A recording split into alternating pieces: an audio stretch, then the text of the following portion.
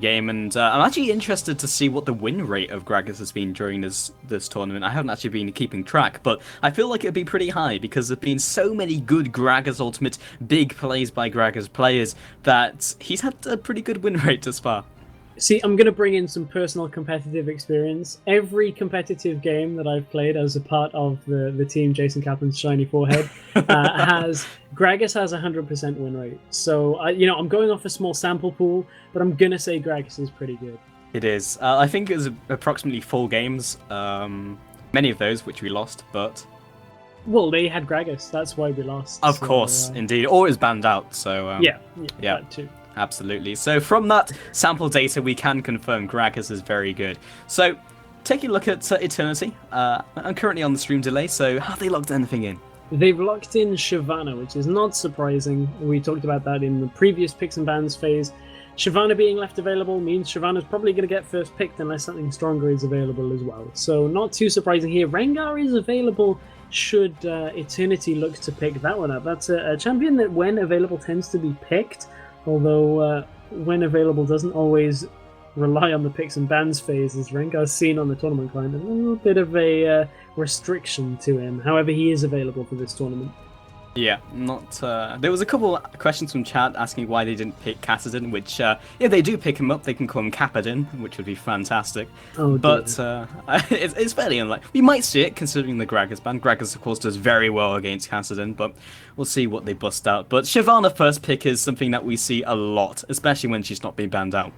Yeah, that's one of those things with regards to Kassadin is the lane opponents he'll go against tend to be fairly consistent meta picks. Orianna, Gragas do okay against Kassadin as long as you just don't overextend too much. They can farm out fairly well.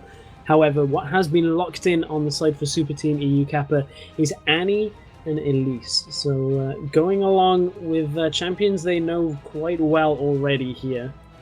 Yeah, indeed. And Monday was also open. We haven't seen a Monday pickup just yet. And again, Elise and Annie are just very consistent picks. So I probably would expect to see a Mundo here. We could definitely see that from Eternity because Shyvana can just go jungle, Mundo goes in the top lane, and is very solid. You might have to pick something like a Karma to allow them to get into a fight, maybe a Severe, but a Talisman of Ascension does that regardless. Chat just caught up with the Kappadin comment. Outstanding. Oh dear. However, Eternity still deciding on their picks here. They are letting the clock run down fairly low as Strategas finally locks in Leona and Lucian, of course, a double L bot lane. Not quite the triple L of Lowland Lions, but they do have a player that plays Shyvana. So I guess we can kind of call them pseudo Lowland Lions right now. Yeah, we definitely could do that. So right now, it's a little bit of an interesting composition. It doesn't really tell us anything, I think, is the biggest thing. But Leona is not something we see all the time, especially when we have so many other supports like Annie, more of the unconventional supports, and mainly range supports as well. Leona is a very aggressive bot laner, and generally won't be in a 1 versus 2, which is something we can see, but 1v2s hardly ever happen anymore, regardless. Yeah, of course, the changes to turrets that gives them extra armor in the early game, and just the changes to game flow as well. A lot of the vision reduction has really impacted the ability to put people in solo lanes against a duo pairing. So there's been a lot of changes that really have just reduced the 2v1 potential, especially with top laners now that just like to sit in lane and farm, like Dr. Mundo, who has been picked up to go up against the Shyvana, and I think that's actually a far better pick to go against the Shyvana than we saw in the previous game, although the roles are reversed here. Yeah, indeed. Shyvana still wins the first couple levels because she outputs more damage and Mundo kills himself using Burning Agony. But as you transition more to like level 6, there still will be a slight advantage to Shyvana, but it gets to the point where it's negligible and Mundo will just trade blows and nothing will really happen. So that is a much more solid top lane. Yeah, ChewdUp has locked in Jinx as well, so that will go alongside the Annie pickup earlier in the picks and bans phase. Now, Eternity, again, taking quite a bit of time over their remaining 2 picks, and we see Vi hovered over. We've seen the Caitlyn pick in response a couple of times already. So we saw that in game number 1, and I believe it was Eternity picking Vi, and it went well for them. Pair that alongside the Orianna that gets locked in, and that's actually quite a scary engage combo when you pair that with Leona.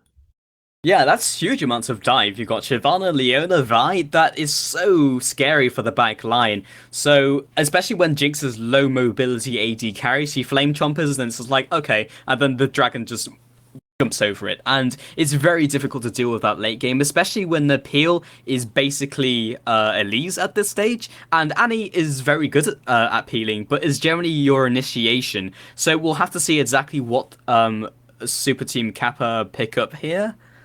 I have to assume it'll be Kale. It Yeah. really is the factor here that will change things. We've talked about it a couple of times already today, and it really, at the beginning of Season 4, we'll be heading into now the 2014 season for LCS. We're seeing a very similar playstyle to the beginning of Season 3, and if that's an Ahri that gets locked in, that is not what I'd expect, but maybe Exileh just doesn't feel quite confident in picking the Kale from earlier. He did very well with the Kale, though. It wasn't a terrible pick, and I don't think it's a terrible pick now, because it's against the Vi. It fits the composition pretty well, because they do need peeling for ChewdUp, and Teemo doesn't fulfill that role.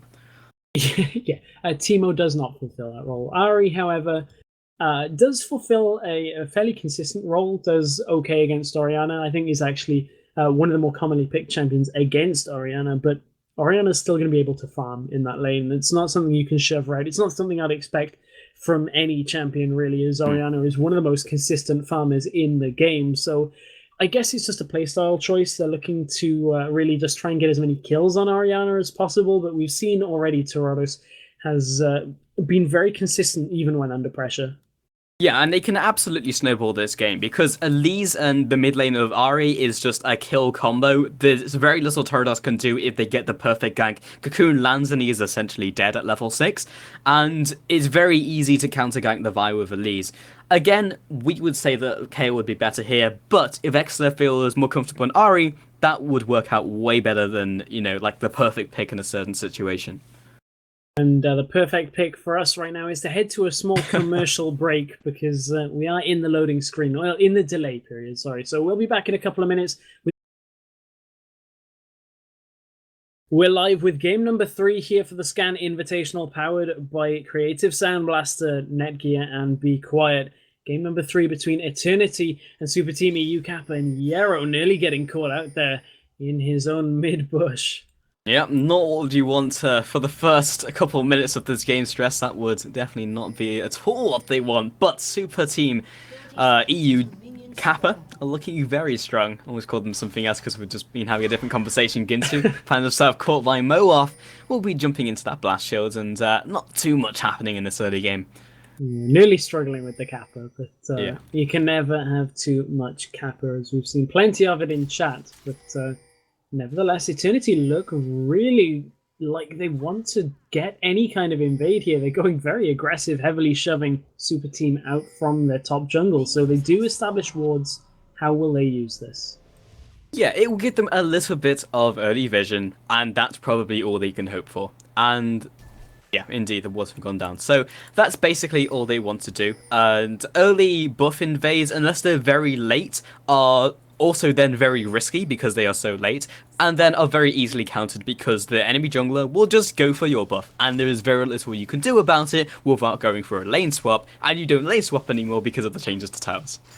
Yeah, that's simply put, that is exactly why that yeah, can't really put that any more eloquently myself, mainly because I'm stumbling over my words already. Indeed. So Ginsu gonna clear out his red buffs.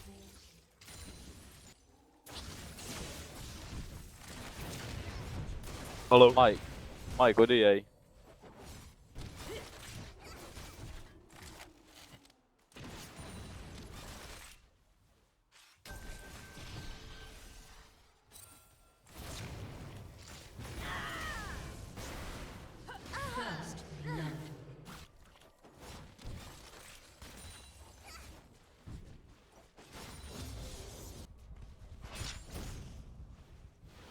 Gank then will retreat back to his jungle. Sorry, I had something ping up on my screen. Yeah, and I'm not sure if we lost sound there for a second.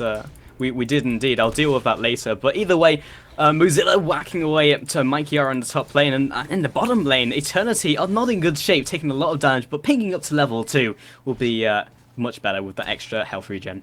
Yeah, sorry about the little tech issues there, but just one of those things. However, we are back. I believe everything should be good once again. Very aggressive out in that bottom lane from the Superteam EU Kappa bot lane pairing. They've got 16 CS to 5 of Lucian from that early aggression.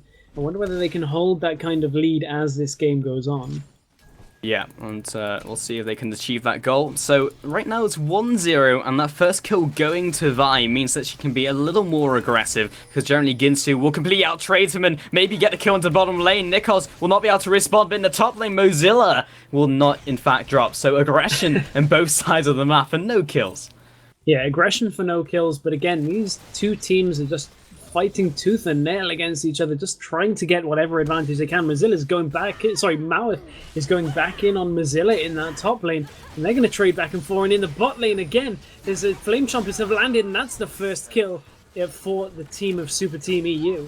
Yeah, Strategas falling, and Nikos will just go ahead and recall. In fact, he's going to stick around for the CS. He probably doesn't have anything to fear. I say that, and now he'll die because of Curse of the Commentator. But he's going to move away from this turret. In fact, no, he walks back into it, and will re-engage onto ChewdUp. The aggro still being taken by Yerrow. Moves out. Ooh, very close. ChewdUp ticking down with the Ignite. Nikos will not fall. Very tight.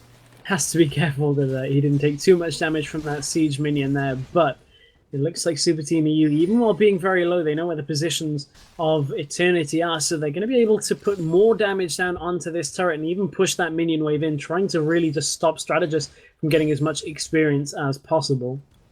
Yeah, so right now it brings the score to 1-1, and a large CS advantage to that Jinx results in the Vampiric Scepter and the double Doran's blade, so really looking to commit himself to this laning phase. Tiridus has been caught in the middle lane, doesn't land a cocoon just yet, and Exileh just following through. Mowarth comes in for the counter gank, and Ginsu just disengages completely.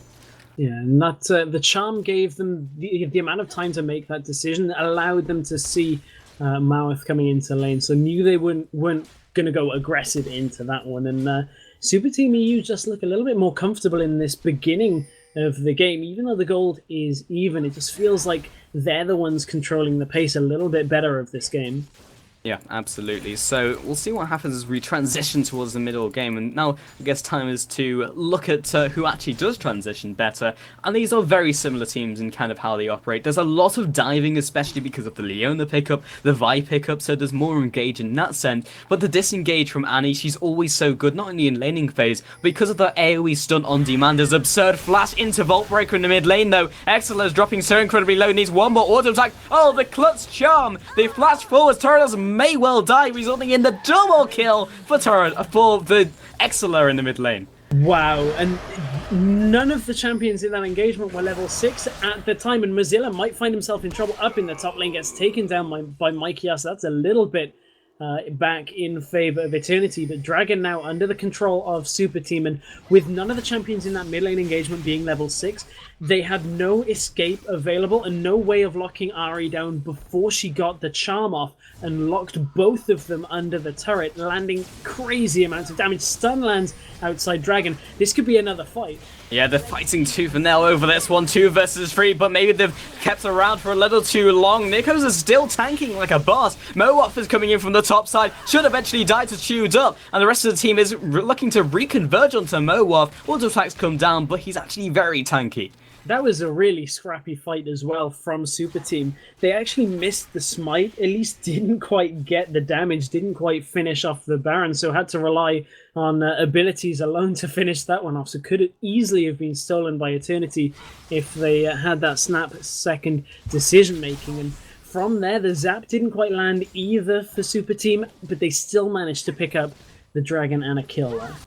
Yeah, so Ahri actually opting towards Grail build, or maybe actually just sitting on the Chalice, and I actually didn't see your Fiends on Holy Grail first on Ahri too often. It's generally you look towards the Oriannas, the Gragas's, but sometimes you'll see a more damage-orientated build from Ahri players. Yeah, it's one of those discussions again that it's the different schools of thoughts. Fiend's Unholy Grail versus Deathfire. Grasp stun actually lands in the bottom lane. Strategas has been again locked down by the stun into the snare. Get excited comes out. Nikos has been also tagged by the zap as they just whittle him down as he retreats to his turret. Vi coming back out. And Leona being very aggressive. He might go for this one. Mowarth is very mobile. Does not yet have the mobility boots. And will have to back off. Yeah, ChewdUp still fairly healthy in this lane, and without Strategas in the lane available, I don't know whether they've quite got the damage here if Yerrow were to charge up that stun. Tiridus is available, but the stun is not, so ChewdUp has to be a little bit careful as they play around here, because Yerrow's not quite got the mana to charge that stun up as quickly as he would like to. Yep, and Ginsu found himself turtless in the jungle. He's very low on mana. The Spiderling's also doing work. Repel comes up. Where will he fall? Back where he landed. And back where he came up. And Exileh comes around the side. Looks like they are trying to contest over this blue buff. Mowarth just nicely jukes out of the Orb of Deception. And they should be running away. So at least they have the ward over it. Yeah, MikeyR was coming across, so Ginsu couldn't really fully engage onto Tiridus because he probably would have had to have taken a tower shot for it. So I think smart play there to repel up and fall backwards rather than forwards. The smite goes down. I believe Ginsu got that, but maybe it looks like Eternity are trying to get away from this engage. Yeah, Spirit Rush has been used, picks up one. Mozilla will be the person picking that one up. Mowarth also drops, and Exileh picks up one for his ultimate. It feels like a switch got flipped in between Game 1 and 2 for Superteam EU when they really found their stride, because they're so comfortable in this series now, and it's not the same team that we saw in Game number 1 that were very close with Eternity. They're playing with a lot more confidence and rotating around the map as if it's their own straight from the off. Yeah, and Mozilla and MikeyR still trading off against the top lane, and right now this is actually going down to the wire because the minions are also paying into this. The Dragon Descent will clear out those minions. MikeyR so close to claiming this kill. Burnout popped. He doesn't choose to go underneath the turret. A cleaver at the right moment could have resulted in a kill in return. Yerrow is waiting in that bottom lane. Bush gets stunned in place. No stacking out from Eternity. And I feel this is just deja vu as again Strategas dies to that combination. And it's another kill, literally to no jungler intervention. And again, Superteam EU Kappa reclaim another kill. You expect lanes to go even without the presence of a jungler at this level. You shouldn't be dying in that situation. And in the mid lane, here's the jungler presence out of Ginsu. They're looking for the kill onto Tiridus. Shockwave forced out. Can they manage to convert this one? Ginsu forced to flash out again. It flashes over the wall to follow. Tiridus will fall from that one.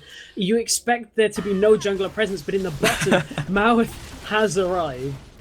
Yeah, just talking about jungler presence is all over the borders. We're trying to talk about it. So, but yeah, indeed, you expect not for those lanes to die in a 2 versus 2 or 1-on-1. Generally, bot lane you can have more things happening because you have the slightly more random factor of an extra person. But you typically should not be dying 1-on-1 unless you get a 1-for-1 or a 2-for-2 trade.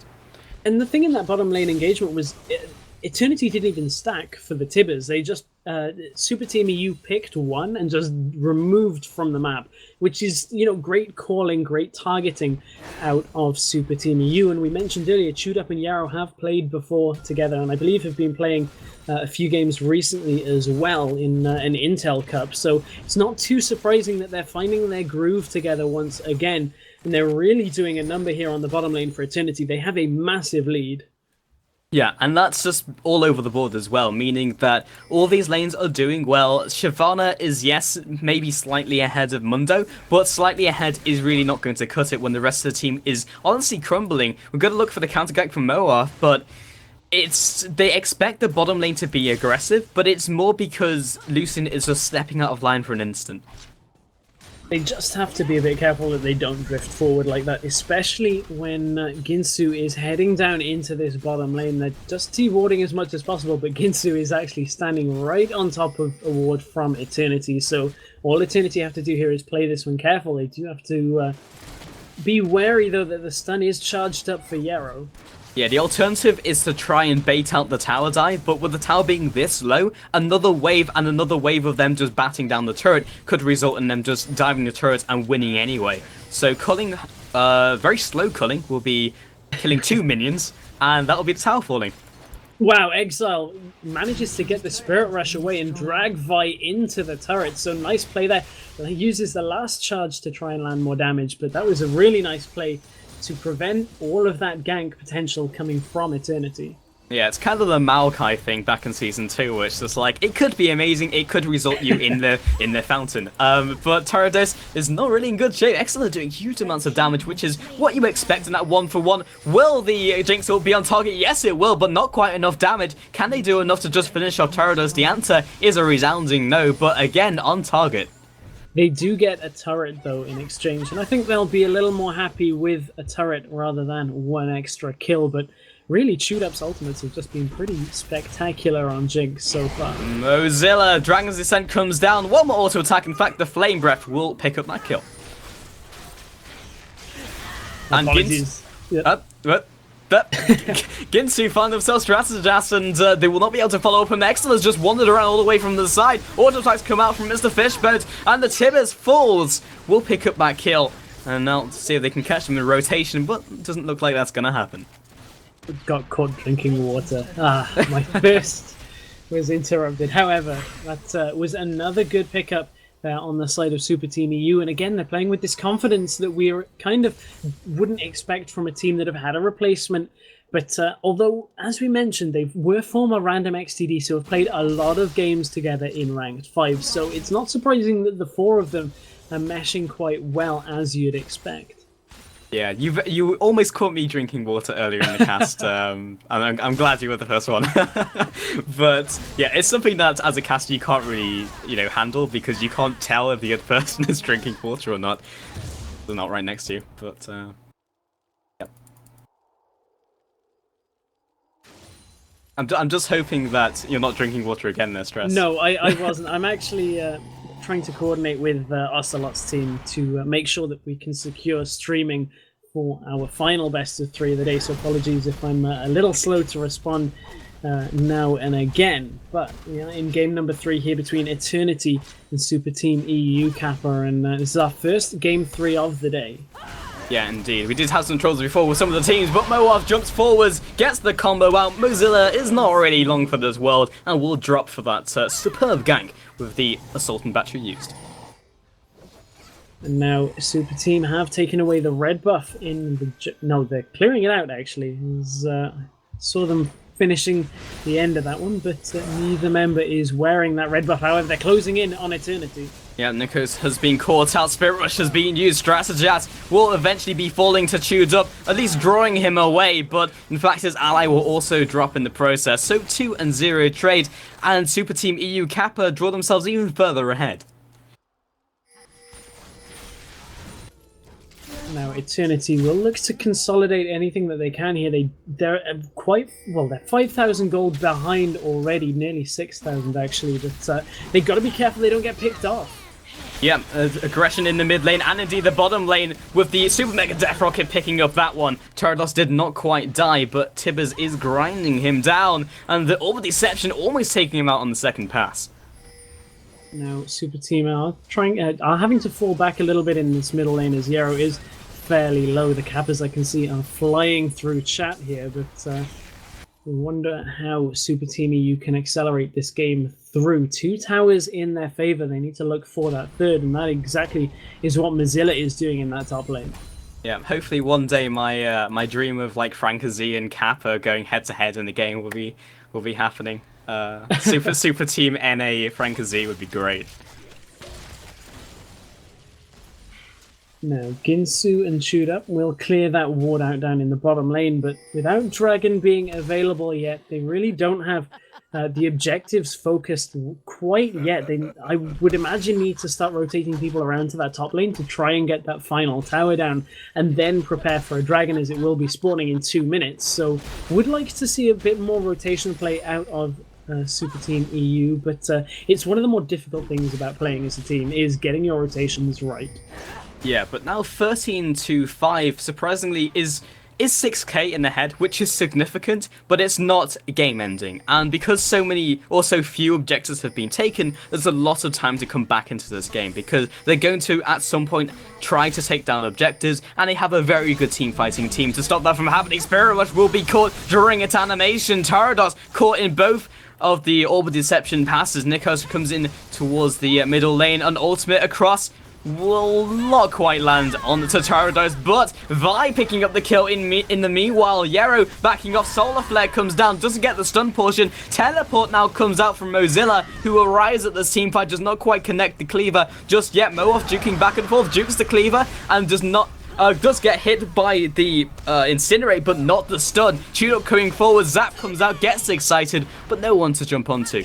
And this could result in an inhibitor turret. This is a siege minion wave, and they have Tibbers on full health, so they will send all of them in to look for this turret. But I believe they got distracted slightly by the fact MikeyR was trying to rotate around behind them. However, that will be a turret for Superteam EU. Will they be able to get the inhibitor? My thoughts are no.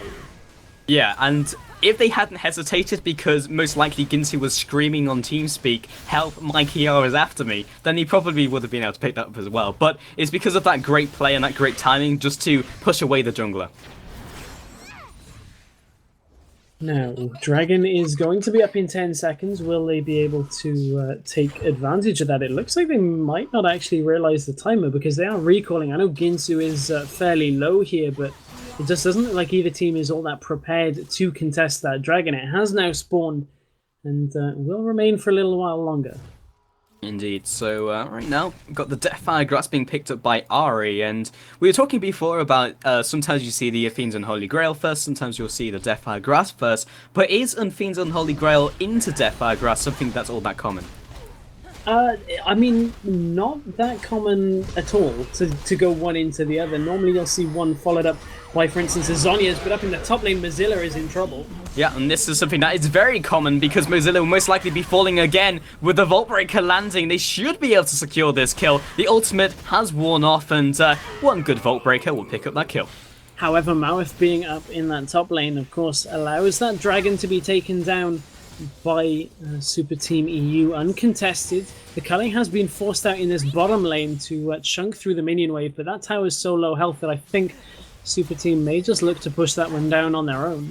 Yeah, this is probably the only thing they have to be concerned about, and that's MikeyR, because he's 3-0-1, having a blinder of a game, and Solar Flare lands onto Ginsu, does not get the stun portion, will be able to repel up and move on to Nikos before he gets the kill in return. ChewdUp turns around for a split second, Blade of the Ruin Queen comes out to try and lock him down, and finally the shockwave has dropped onto one player. Tibbers comes in, 4 versus 5, shutdown comes down, 1-for-1 trade. Mowarth gets tagged by Zap. Here's the next kill. Tiridus' command protect is not going to be enough to keep him alive, and the 3-man push will continue.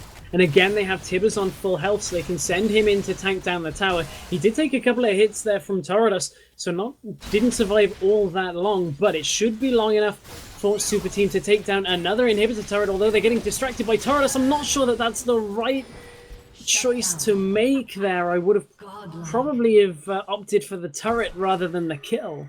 Yeah, it definitely wasn't, because the tower didn't die and he also died in return. So 17-9, they are still ahead, 10k ahead in fact, and 4 objectives in forms of those turrets and indeed those dragons. But with the bottom tower not falling, it hasn't exposed the inhibitor. Plus inhibitors now, inhibitor towers I should say, actually regenerate HP. So unless they make another play at some point in the next kind of minute or so, it will start to get to a point where they can't force a fight and also kill the turret instantly.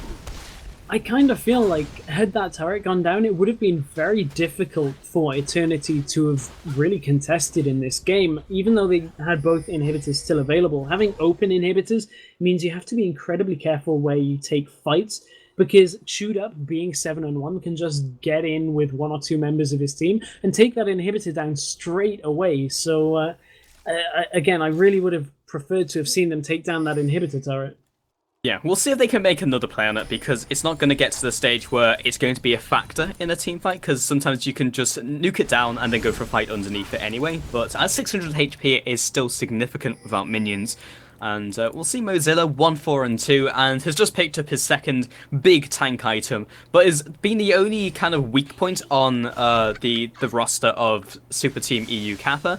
But it's not meant that like Shyvana has scaled out of control, so it's not something they have to be worried about.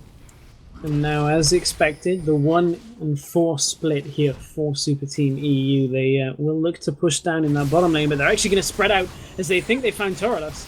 Yeah, and the charm will come through, does not quite connect, got the last charge and doesn't quite connect his Orb of Deception, but with the rest of the team moving around the side, minion wave cleared up by Strategas, and not sure if they can quite see just one in. They're actually going to commit Shyvana down here as well, which will mean that Mundo will eventually become a factor. Yeah, that is the first turret for Mundo, but how will Superteam EU respond here? They've got home guards out from Eternity already on 2 champions, so they have to be careful that they don't overextend in this bottom lane. The funny thing is, despite Mundo not doing well, the only one who can deal with him is the only person who is doing well on the team of Eternity. So they can't actually utilize Shyvana being so fed right now in the bottom lane without meaning that Mundo will just take all the turrets he wants. And in fact, they have gone for this engagement. Whoa, jumps up. The Solar Flare comes down, and already Elise has jumped so far into the back line. Ultimate comes out, the Super Mega Death Rocket, but they're all slowly being chunked down. They are so low, all about 20% HP on each member of that team. And that Mozilla picks up 1, and they do have a strong enough lineup to potentially take this turret. Tiridus is alive, and the next minion wave comes out. Ginsu's just going to try and protect that first minion. Flash forward by Yerrow. Cleaver comes across and picks up another 3-for-1 trade. Not sure if they can even take this tower though. Ginsu drops so low, and in fact, they keep her alive. Yeah, without ChewdUp there, they can't really push in, and Ginsu forced to repel to try and avoid any tower aggro. And Mowarth may have overextended there. There's another engagement in mid. The Strategist will pick up the kill. They do pick up the kill onto Vi, and now can't get the turret. And in fact, Elise just wandered into the turret and died regardless, even though Mowarth had tripped up on the timing of repel. So another 1-for-1 trade, and now Mozilla trying to back off and not get locked down by Nikas as he comes in from the side, and Solar Flare is still on cooldown. This is what I'm talking about Superteam overstaying. They couldn't take that turret and they end up falling for it. And now Yerrow has really overstayed in that bottom lane, and he's going to get surrounded. Yeah, that's one of Yerrow's bigger issues as a player, and it's usually due to warding, but this time just in the bottom lane, Tiridus will eventually kill him.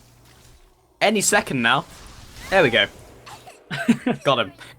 Delayed kill there, or they just wanted to make sure Yerrow got enough wards out in that bottom lane as possible, but again, they're not able to take down that bottom inhibitor tower, and I'm wondering how much that's really going to frustrate Superteam EU, that the fact that they're not converting these team fights into the advantage that they need to. Tiridus uses the shockwave, doesn't quite pick up ChewdUp, but ChewdUp may be about to feel the wrath of MikeyR and Mowarth coming from the side. Yeah, that 3000 elo shockwave not connecting means that they're going to have an issue when it comes to the next team fight, and they may just have to wait for that now.